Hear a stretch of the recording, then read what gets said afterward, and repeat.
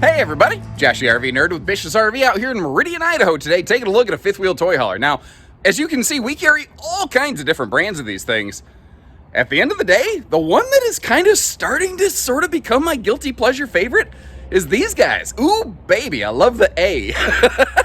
Alliance is really starting to win me over in this segment, and I think that's saying a lot considering I see so many different RVs, and frankly, I'm supposed to kind of be Sweden about this stuff, but I like what they're doing. Now, certainly, Seismic, Fusion, Raptor, Momentum, Voltage, they're all doing some awesome things. But man, the way that I get, like, if I was going to use one of these big bad suckers, this is what I would be looking at. So what are we looking at here? This is the 36V11. And what I like about this is not everybody's looking for something that can handle a big, 13-foot long side-by-side. And if you are, cool. We have plenty of things for that. But this one comes in with an 11-foot garage. And what strikes me about that, maybe you've just got like a golf cart or a motorcycle, and you want to use it like a built-in Three Seasons patio room, or you're looking for something like an alternative bunkhouse. I think this floor plan is one of the very best fit for that. And where they did this one a little bit differently, not exclusive, other people have done this, but they gave it a full east-west bed slide and washer-dryer prepped full front nose closet, like a Paradigm luxury fifth wheel, basically. And that's essentially what a Valor is. It's a Paradigm fifth wheel with a Three Seasons utility garage flex room built on the back of this thing. But that's what I like about this. It's not like if you're looking for something, you want to build an office, you want your own private space to work during the day, you want your own half bath so you don't have to, suffer interruptions or anything like that. Or maybe you're looking for a literal mother-in-law suite, or you got some big kids, and that's the thing, bunkhouses don't fit big kids. This thing has sleeping for like 9 adults, 9 adults. I don't know. Depends on how many drinks you've had and how willing you are to sleep on the floor, I suppose. Neither here nor there. I've already talked a lot. We have to get going. We are looking at one of Max Solar today, Solar Plus, which is very cool. I can't wait to see what you think about this. Let me know what you like and dislike, and if you appreciate how we're going to show you the good with the bad, make sure you hit that subscribe button. And I'm done. Let's get started. I'll stop talking so I can start talking. And I figure, being a toy hauler, you want to know what kind of room you have back here first, because if it doesn't fit the junk you want to put in the trunk, then it don't really much matter. I do like that dovetail, but look at the tie downs on the floor. It's basically like E-Track, but it's like got like, I haven't done the math, but about 1 billion different points of mounting on there, so you're not fighting for tie down space. That is an insulated garage floor. Most things in this big class tend to share that quality, thankfully. The garage, again, though, it's an 11-foot long garage from the back of the dovetail to that front wall up there. So you got to kind of keep in mind that it doesn't necessarily, fit every single thing that you could possibly want to put in it. Now, what's interesting is this is actually a dual laundry RV. So you've got hookups back here. You also have hookups in the front closet. The half bath back here, once again, very handy if you're using it like a literal mother-in-law suite, if you're using it like an office, if you're using it like, just as a general toy hauler, and you're using it like a Three Seasons dining patio and you don't want to track a bunch of dirt outside. Obviously, you got the spot for it. One little gripe, and it's like, they're not the only ones that do this, but all the awesome detail work they do, I'm surprised that TV doesn't drop down at all.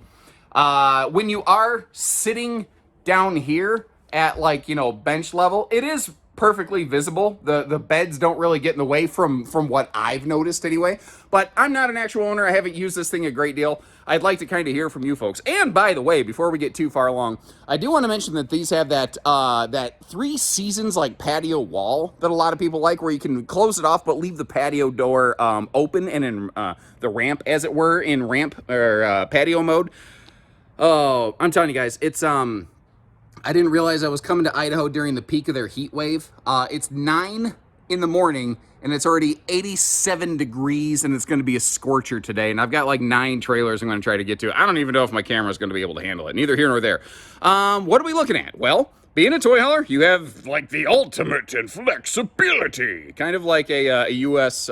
Gymnast, where this thing, it can be like, you could sleep 4 adults back here if you had to. And that's the other thing, is that these sleep big kids in a better way than a lot of bunks. A lot of bunks just don't work well for kids because they're only like 72 inches long. And unfortunately, that's just one of those things that I don't see changing because every manufacturer has basically standardized floor plans, so suppliers have standardized bunk mattresses. And to try to change that, it would be kind of a big deal. But, you know, if you want to use it like an outdoor patio, if you want to use it like a dining room that's fully enclosed in, you can do whatever you want with this craft room, office. These are perfect for making your own office. And then stepping in from the garage here, this floor plan overall, nothing really new in the RV industry. This is almost that default go-to model for a big fifth wheel toy hauler floor plan. But there's a bunch of little details they've applied here that I really like the little toe kick around the island, so you can really belly up to the bar right there. Something else you'll notice. These are RVs that are very smart about the fact that a lot of people want to use them off-grid, so they're prepping more outlets for solar function. The one that we're looking at today happens to have their Solar Plus package, which has a big 3,000 watt inverter that can run every single outlet in this RV, as well as that main air conditioner up there. And let's talk about this real quick. The garage has its own air conditioner. The living room has its own air conditioner.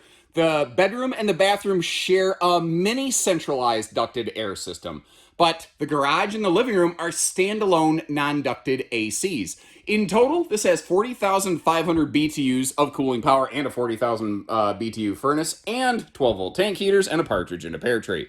What I'm getting at here is it's very different. It's unconventional, but once I got my hands on one, it actually started to make sense because, you know, when you have all kinds of ducting, running up in the roof, getting baked by the sun, then the air that's in that ducting is already less cool, which is the opposite of what you're looking for, you know?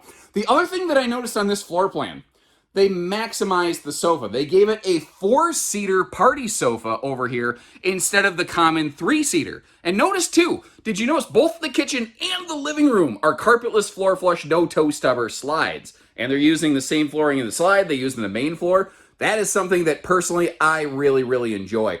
I am a little bit surprised that the TV doesn't pivot, but then again, when you're sitting on the sofa, I don't know that it really needs to, so I don't think I'm really gonna deduct any points for that. You know what's funny is I finally started remembering on a lot of Alliance RVs, they have hidden storage behind the fireplace, but this is not one of them. I almost walked over there and tried to yank on it, but it wouldn't have done me any good. Notice too, they're still using the, again, this is very much in line with a Paradigm fifth wheel, the non-toy hauler version with all that indirect accent lighting up top. And they're very good about using the nicer vent fans up here, in the half bath. It was still a max air vent fan. It was a smaller fan, but it's a smaller room. Whereas a big room like this, you might want that, extra cooling capacity. Solid surface countertops here in the kitchen.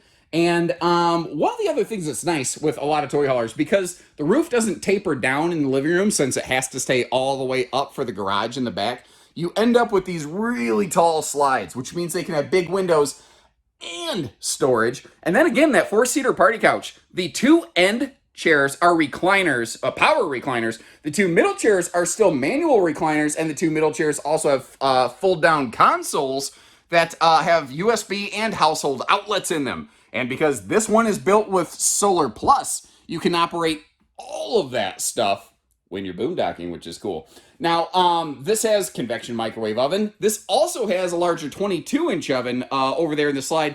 But I love that in the slide box, they still gave some symmetrical room on both sides of that stovetop. So you have room to actually, turn the handle of a pot or a pan when you're cooking on it or something like that. Again, it's all the little devil in the details things. I love the extra little dining breakfast bar in here. Those little 2 fold-away, hide-away stools. You can hide them in the cabinets next to the stove. I'd put them under the bed myself. That's just me. What else do we want to talk about here? Okay, how about the refrigerator? That is a 17 cubic foot 12-volt DC compressor fridge. Alliance is very good about doing as much 12-volt as they reasonably can, especially considering they have at least 640 watts of solar, and the one we're looking at has 960 watts of solar. You can boondock with that 12-volt fridge if you've got even moderate sun coverage. You've got huge panels up on the roof to keep that thing fed right there. Now, some of the newer Paradigms have gone to a 20 cubic foot 12-volt fridge. It would be too big to fit into this model. I do hope they bring that bigger fridge, though, to some of the other Valor models when they have the opportunity. Another cool thing, like that sink, the sink in the bathroom or the half bath or whatever, They all have their own individual little cutoff valves, so that if something goes wrong, you can individually kind of, shut off specific fixtures without necessarily crippling the entire RV. Now, normally, I'm not a fan of dual entry bedrooms and bathrooms. I prefer a single, but with their wide body design, they had room to give us the convenience factor of a dual entry while still giving us a big shower. Notice that is a seamless fiberglass one-piece molded shower, and the headroom in these, it's fantastic. I don't have to duck in this, which is something I really like. And again, this is the smaller style fan, but it's still a max air variety of fan. I'm going to sneak around this middle centralized pole. Pardon me that I just threw that right in your face right there.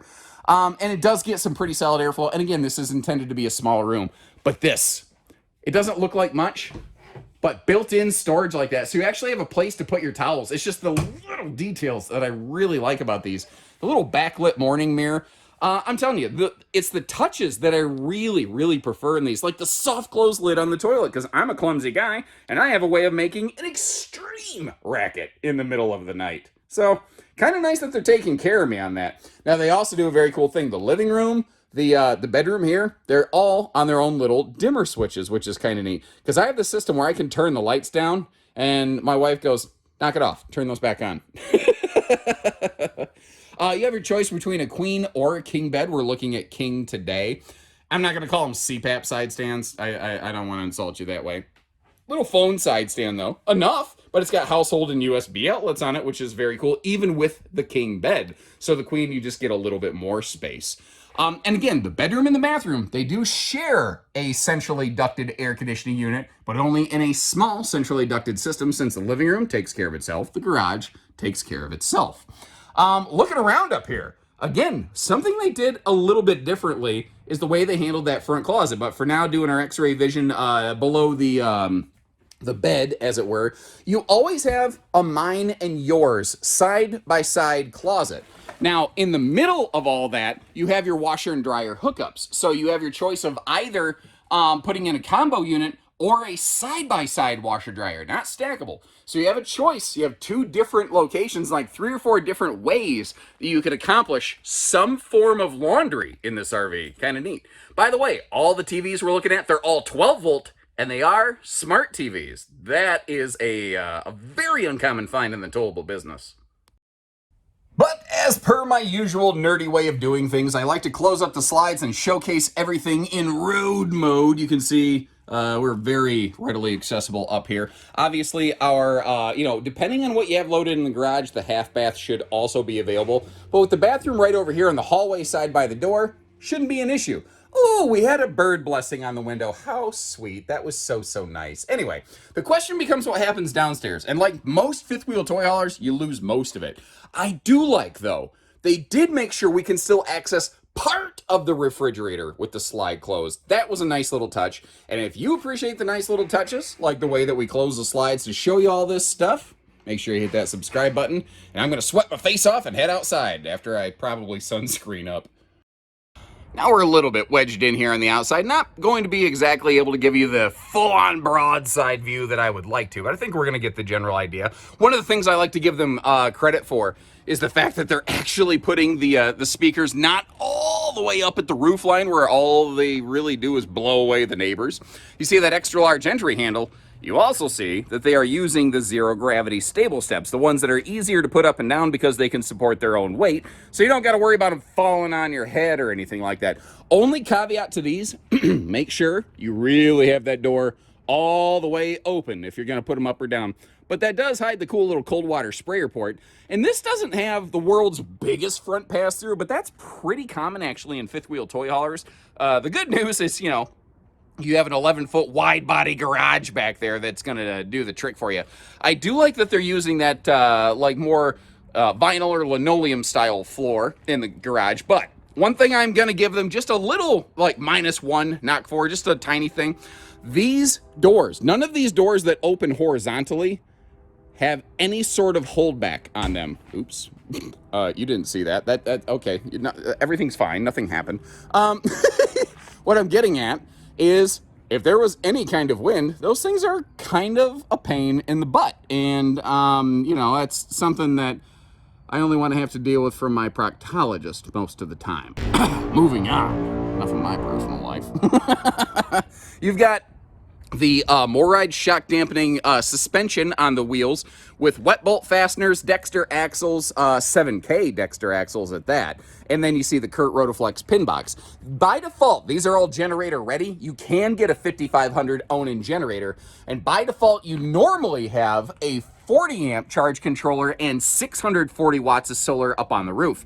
Today we are looking at Solar Plus, which bumps that up to a 60 watt charge controller and a 3000 watt inverter that runs every outlet in the RV. It can run your main air conditioner, and instead of one lithium phosphate battery that normally comes with every single Valor, you're now getting 3.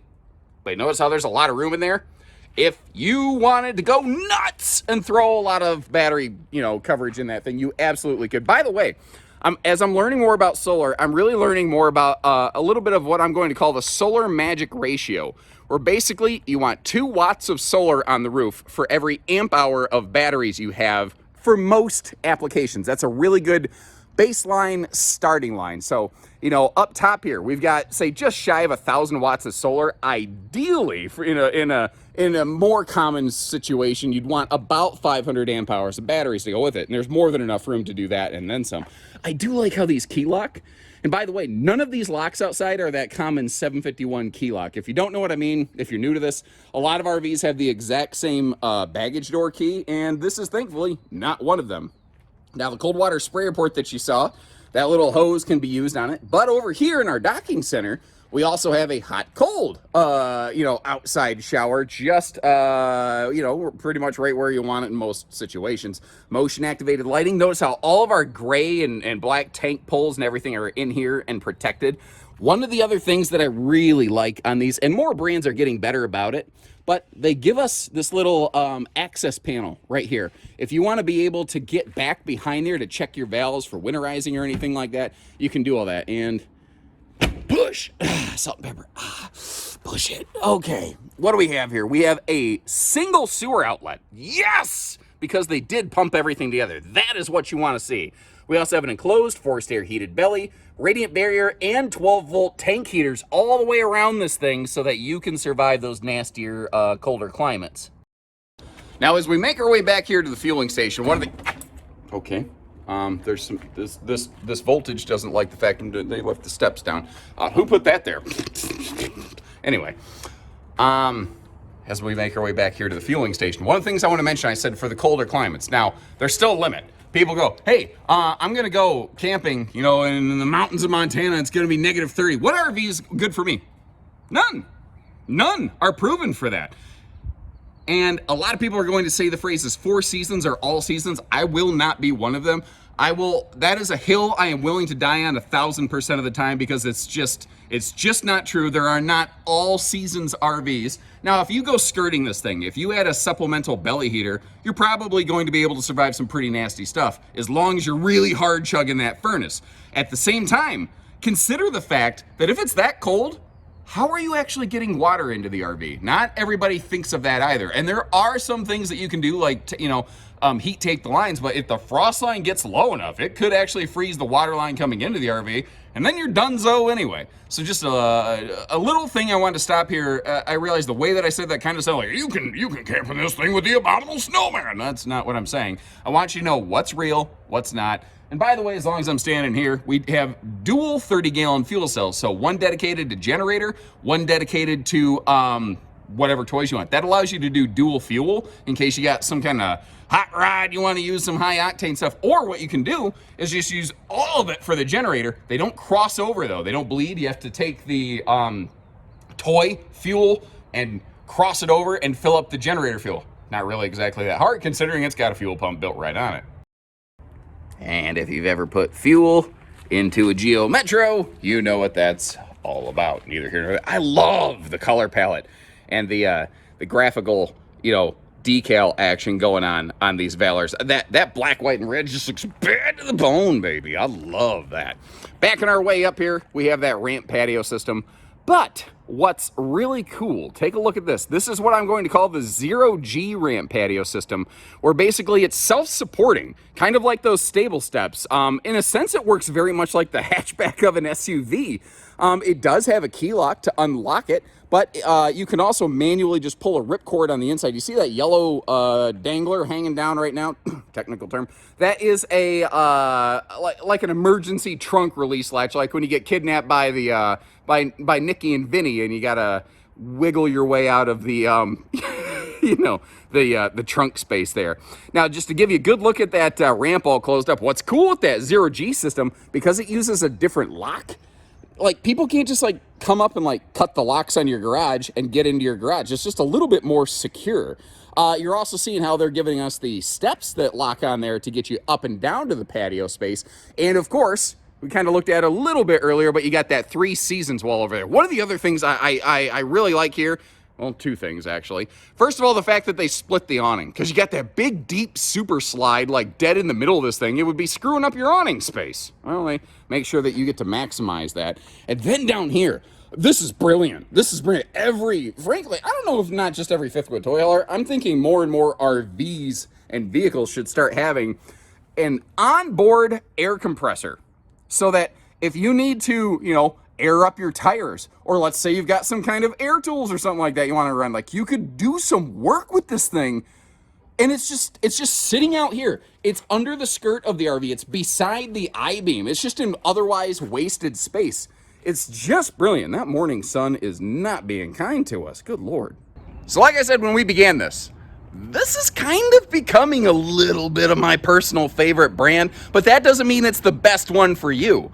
How do you think it stacks up against the Voltages, the Fusions, the Raptors, the Seismics, the Momentums? And there's no wrong answers here. You know, a lot of this is personal and subjective. A lot of it is just how I see it versus maybe how you see it. And that might be based on how you camp, where you camp, when you camp, all that kind of stuff. But I would love to hear from you. And what do you think about what they're doing here? Now, something I didn't mention earlier, and I probably should have done this. Did I mention it?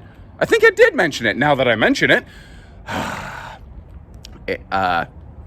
These haven't really changed. Nope, sorry. Let me get the camera over here. These haven't really changed much since the 22 season. And there's a stray cat wandering around my feet right now. How you doing?